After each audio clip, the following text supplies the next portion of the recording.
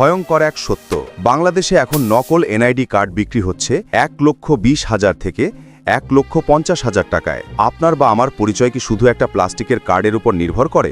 যদি বলি আপনার নামের মতোই দেখতে আপনার ছবি লাগানো আরেকটি ন্যাশনাল আইডি কার্ড তৈরি করে আপনার অজান্তেই চলছে লক্ষ লক্ষ টাকার জালিয়াতি। এই কার্ডগুলো ব্যবহার হচ্ছে ব্যাংক ঋণ জালিয়াতি, জমি দখল, এমনকি অপরাধীদের আড়াল করার মতো ভয়ঙ্কর সব কাজে। কে তৈরি করছে এই নকল পরিচয়? এর পেছনে জড়িত কারা? আর এই জালিয়াতির শিকার হলে আপনার কি হতে পারে? দ্য রিভিল মাস্টারে আজ আমরা ফাঁস করব নকল এনআইডি কার্ডের এই অন্ধকার জগৎ। আপনি যা জানেন তার বাইরেও এমন কিছু তথ্য সামনে আসবে যা আপনাকে ভাবিয়ে তুলবে। শেষ পর্যন্ত আমাদের সঙ্গেই থাকুন।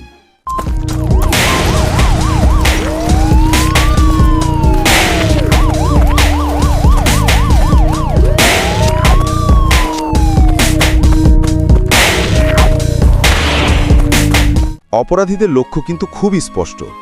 তারা মূলত দুই ধরনের জালিয়াতি করে থাকে। এক, ব্যাংক ঋণ জালিয়াতি এবং দুই, জমি সংক্রান্ত জালিয়াতি। দ্য ডেইলি স্টারের তথ্য অনুযায়ী নির্বাচন কমিশনের এনআইডি শাখা এমন অন্তত 1057 জনকে শনাক্ত করেছে যারা দুবার আইডি কার্ড নিয়েছেন। অথচ একাধিক এনআইডি নেওয়া একটি শাস্তিযোগ্য অপরাধ। এই চক্রের সদস্যরা কি করে জানেন? তারা আপনার নাম, আপনার বাবা মায়ের নাম এবং ছবি হুবহু একই রেখে জন্ম তারিখ, ঠিকানা বা অন্যান্য তথ্য পাল্টে দেয়। কেন? যাতে যখন আপনার আসল এনআইডি দিয়ে ব্যাংক বা অন্য কোনো প্রতিষ্ঠান আপনার তথ্য যাচাই করবে তখন তারা বিভ্রান্ত হয়ে যায়। যাদের আসল এনআইডি আছে তাদের কাছেই এই নকল কার্ডগুলো বিক্রি করা হয়, কারণ তারা জানে একটি জাল কার্ডকে বিশ্বাসযোগ্য করার জন্য একটি আসল পরিচয় ভিত্তি দরকার।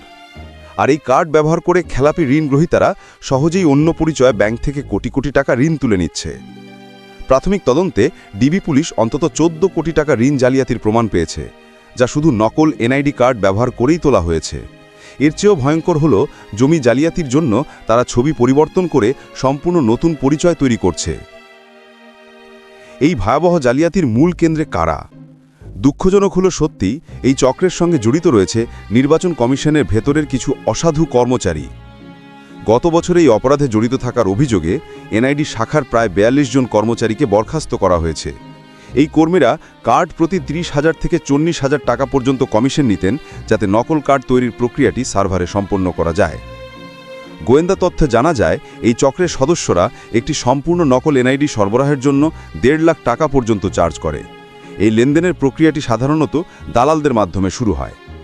গত 22 ডিসেম্বর এনআইডি শাখা নিজেই একজনকে র্যাবের হাতে তুলে দেয়, কারণ ওই দালাল এক ব্যক্তির বয়স 10 বছর কমিয়ে দেওয়ার প্রতিশ্রুতি দিয়েছিল যাতে তিনি চাকরি স্থায়ী করতে পারেন। এই কাজের জন্য সে নিয়েছে 1,05,000 টাকা। এর আগে 2019 সালে রোহিঙ্গাদের জন্য এনআইডি কার্ড তৈরির ঘটনা ছিল সবচেয়ে বড় জালিয়াতিগুলোর মধ্যে একটি। আর সম্প্রতি ডাক্তার সাবরিনা আরিফ চৌধুরীর নামেও দ্বিতীয় এনআইডি কার্ড থাকায় নির্বাচন কমিশন মামলা করেছিল। অর্থাৎ এই অপরাধের জাল ওপর থেকে নিচ পর্যন্ত বিস্তৃত। এই চক্রগুলোকে থামাতে নির্বাচন কমিশন কি করছে? তাদের পদক্ষেপ কিন্তু শুরু হয়েছে।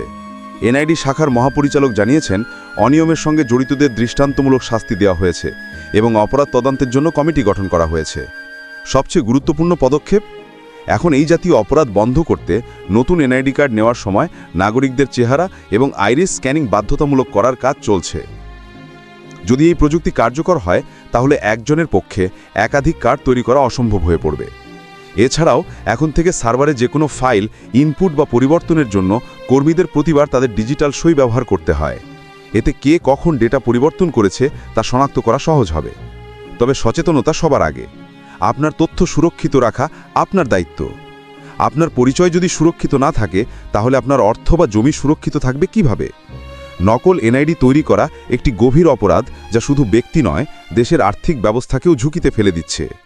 যদি কখনো আপনার মনে হয় যে আপনার এনআইডি বা ব্যক্তিগত তথ্য নিয়ে কোনো সন্দেহজনক কিছু হচ্ছে, অবিলম্বে নির্বাচন কমিশনে রিপোর্ট করুন।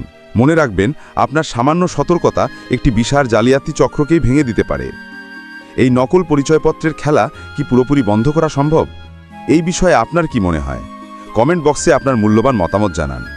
এই তথ্যগুলো যদি আপনার কাছে গুরুত্বপূর্ণ মনে হয় তাহলে ভিডিওটি লাইক করুন, শেয়ার করুন এবং আমাদের চ্যানেল দ্য রিভিল মাস্টারকে সাবস্ক্রাইব করতে ভুলবেন না। আমরা আসব নতুন কোনো গোপন রহস্য উন্মোচন করতে। ধন্যবাদ।